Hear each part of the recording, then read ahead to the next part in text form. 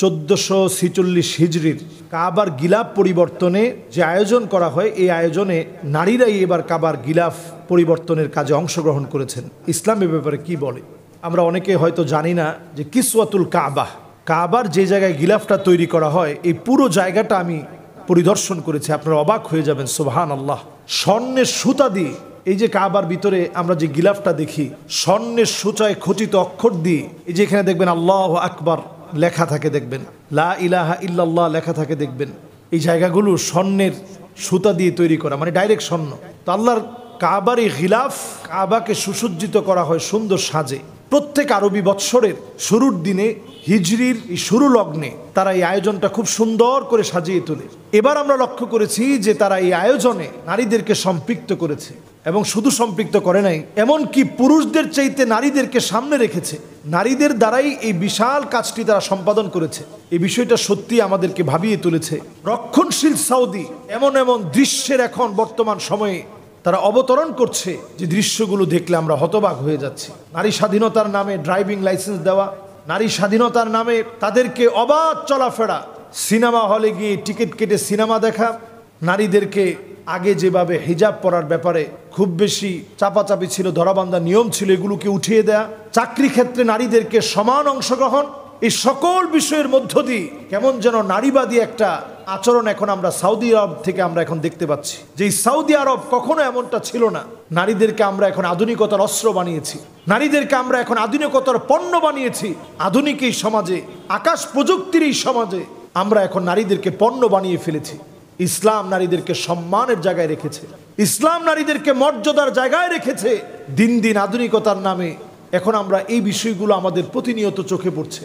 কাবার সামনে টিকটক, কাবার সামনে এখন হাউমাউ করে কারো চোখ নষ্ট হয়ে যাচ্ছে, চিৎকার করে কাঁদতেছে, কাবার সামনে সেলফি উঠানো, এগুলো যেন আমাদের এখন প্রতিনিয়ত প্রতিদিনের চিরচারিত অভ্যাস হয়ে গেছে। নতুন করে যে ঘটনা, এটা আমাদেরকে সত্যি বেদনা দিয়েছে। ফিতনার পরে ফিতনা কিয়ামতের আগে শুরু হয়ে যাবে। এটা যেন আখিরুজ জামানের একটা ফিতনা। যদিও তারা পর্দার সাথেই এই কাজটা সম্পন্ন করেছে, পর্দাকে সাথে রেখেই তারা এই কাজটা সম্পন্ন করেছে, তারপরও আমরা বলবো সকল ক্ষেত্রে নারীদেরকে সামনে দেয়া এটা আসলে মুসলিম সমাজের মানুষের কাজ না। আর রিজালু কাওয়ামুনা আলান নিসা, নারীদের উপরে আল্লাহ রাব্বুল আলামিন পুরুষদেরকে দায়িত্বশীল বানিয়েছে। এই দায়িত্ব আল্লাহ তাআলা পুরুষদেরকে দিয়েছেন। নারীরাও অনেক দায়িত্ব পালন করবে পর্দার ভিতরে থেকে। এখানে যে কাজটা করা হয়েছে পর্দার ভিতরে থেকেই করা হয়েছে।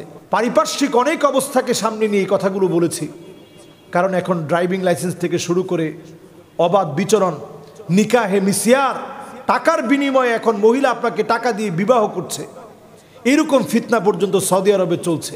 2030-এর একটা ভিশন তারা দাবি করেছে, 2030-এর আগেই সৌদি আরব একটা আধুনিক সৌদি আরব হবে। সেই সৌদি আরবের ভিতরে তারা একটা সিটি ঘোষণা করেছে, নিয়ম সিটি। আধুনিকতার এমন কোনো দিক নেই সেখানে থাকবে না। কৃত্রিমভাবে সেখানে চাঁদ থাকবে, চাঁদের উপাদান থাকবে, চাঁদের মাটি থাকবে, উড়ন্ত ট্যাক্সি থাকবে, সেখানে তারা নাচ গান বার সবকিছুর ব্যবস্থা রাখবে। নতুন করে আপনারা দেখেছেন যে কূটনীতিকদের জন্য মদকে তারা ওপেন করে দিয়েছে, কূটনীতিকরা এখন মদ খেতে পারবে। জায়গায় জায়গায় পপ তারকাদেরকে এনে কনসার্ট হচ্ছে এখন। এই পৃথিবীর নিকৃষ্ট সব গায়িকা, যারা আমাদের বাংলাদেশে আসতে গেলে তাওহিদি জনতা বাধা দিয়ে এয়ারপোর্ট থেকে ঢুকতে দিবে না, এই জাতীয় পপ তারকাদেরকে নিয়ে তারা এখন কিন্তু অনেক বড় বড় কনসার্ট করতেছে, অনেক বড় বড় কনসার্ট করছে, বিটিএসদেরকে নিয়ে কনসার্ট করছে। এই কাজগুলো সত্যি আমাদেরকে ভাবিয়ে তোলে। নবীজি সাল্লাল্লাহু আলাইহি ওয়াসাল্লাম একটা হাদিসের ভিতরে পরিষ্কার বলেছেন, এমন সময় আসবে লা ইয়াবকা বাইতুন মিনাল আরব ইল্লা দাখালাতহু, আরবের এমন কোনো ঘর থাকবে না যেই ঘরের ভিতরে ফিতনা ঢুকবে না। ঘরে ঘরে ফিতনা ঢুকে যাবে। নবীজি অন্য হাদিসের ভিতরে বলছেন যে মদিনা শূন্য হয়ে যাবে, মানুষ শূন্য হয়ে যাবে। পৃথিবী এখন সেই দিকে ধাবিত হচ্ছে। এই জন্য এই বিষয়টা নিয়ে কথা বলেছি।